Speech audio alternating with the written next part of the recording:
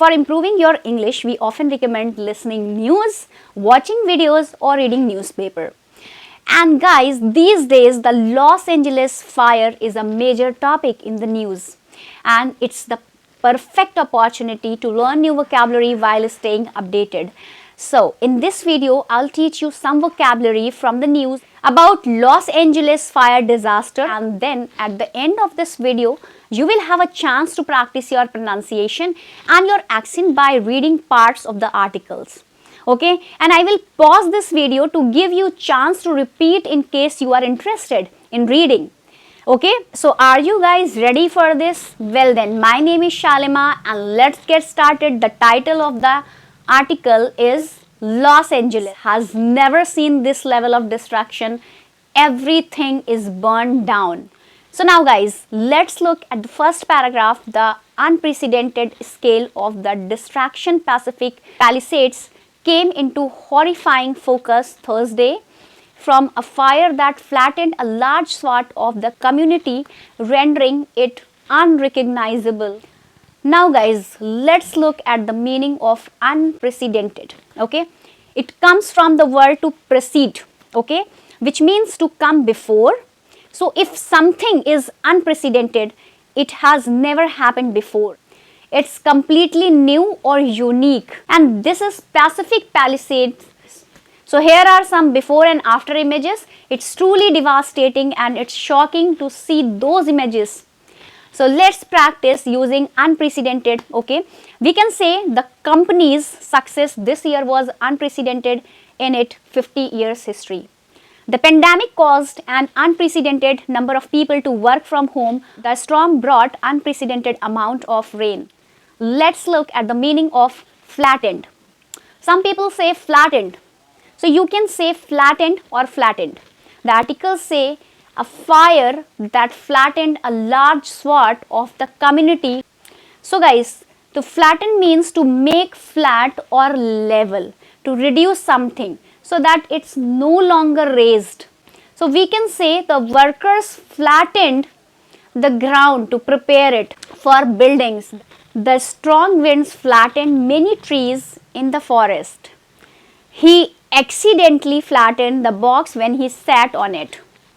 Flat is an adjective guys, and flatten is a verb. So let's follow the same pattern with other adjectives and verbs. Guys, we can say short, and the verb is what? To shorten.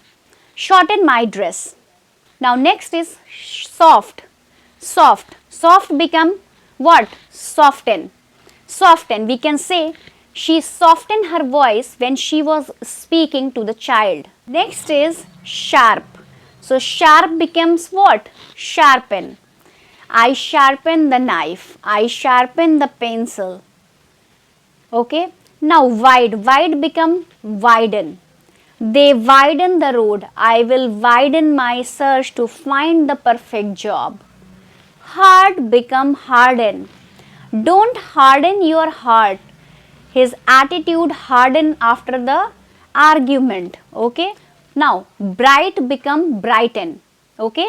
Bright become brighten. So the sun brightened the room. Now guys, let's look at the meaning of the noun swath.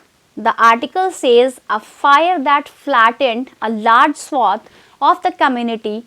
A swath is a strip or a section of something, and it's often used to describe land, and a large swath is a large area or section of land or people or even things. So we can say the fire destroyed a large swath of the forest.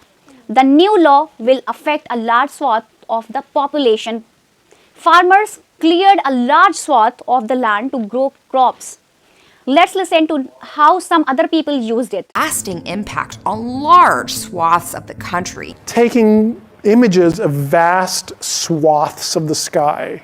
And what I really want you to notice here is these large swaths of blue. Now guys, let's look at the meaning of the verb to render.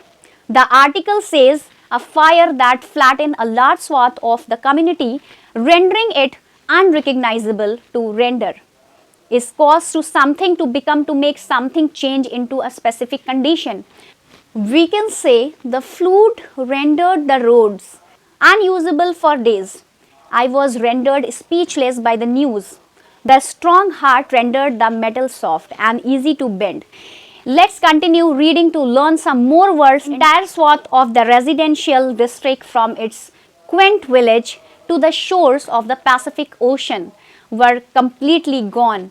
The architectural whimsy and lush landscaping reduced the burned out ruins with white smoke, still billowing from the wreckage.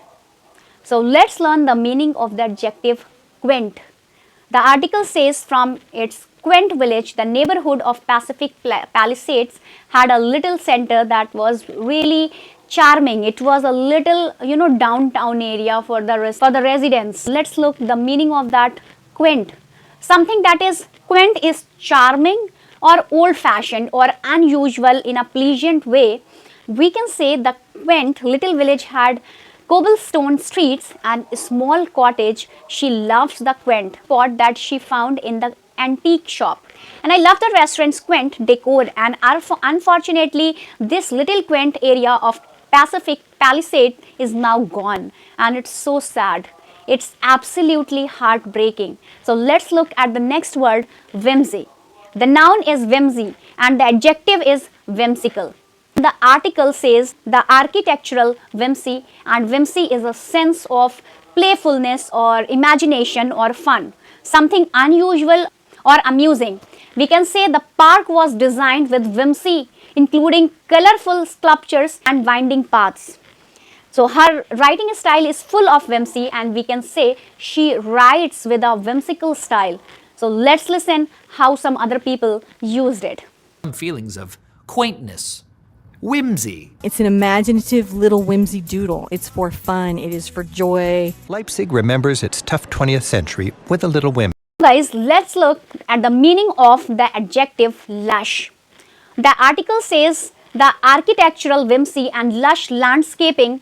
If something is lush, it's full of healthy green plants. It's rich and abundant.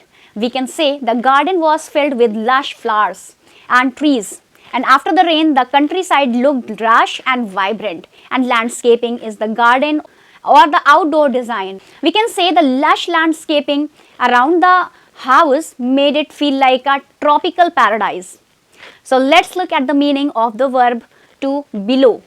The article says used to burn out ruins with white smoke, still billowing from the wreckage. It's to move in wave, often because of wind or air. We can say smoke billowed from the chimney. The curtain billows in the wind coming. The open window. Sails of the ship billowed in the strong wind. So now let's look at the meaning of wreckage. A wreckage is the broken part of something that has been destroyed, or it could be a destroyed car or an aeroplane or a house or a building. We can say rescue workers searched through the wreckage of the plane crash, and the storm left a path of wreckage with house and trees. Destroyed the wreckage of the car was barely recognizable. Let's learn a few more words, and after that we will read everything together so that you can practice your accent. The scene was equally grim on Pacific Coast Highway, where row after row of prized homes backing up onto the sand. What does the adjective grim?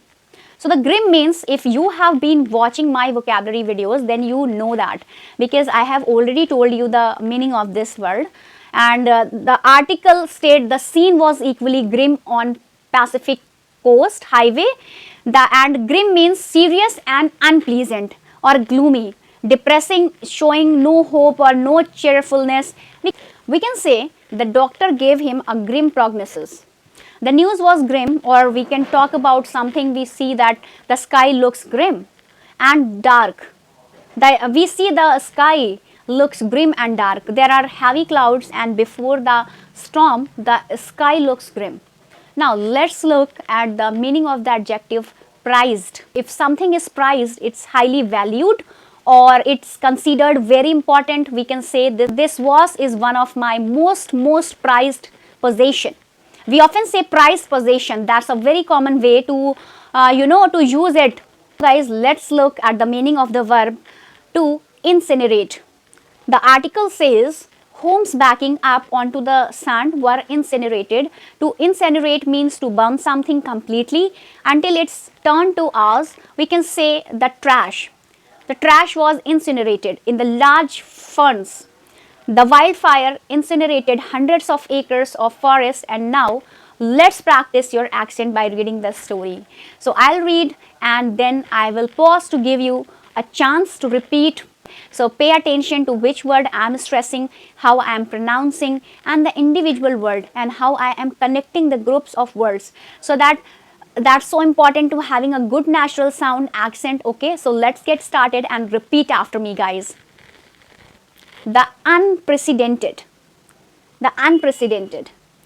of distraction in Pacific Palisades came into horrifying focus Thursday from a fire that flattened a large swath of the community, rendering it unrecognizable. It will take a very long time for Los Angeles to rebuild, and there is a very difficult road ahead, but I am hopeful that will come back and they will rebuild, and it will once again a very beautiful place to live.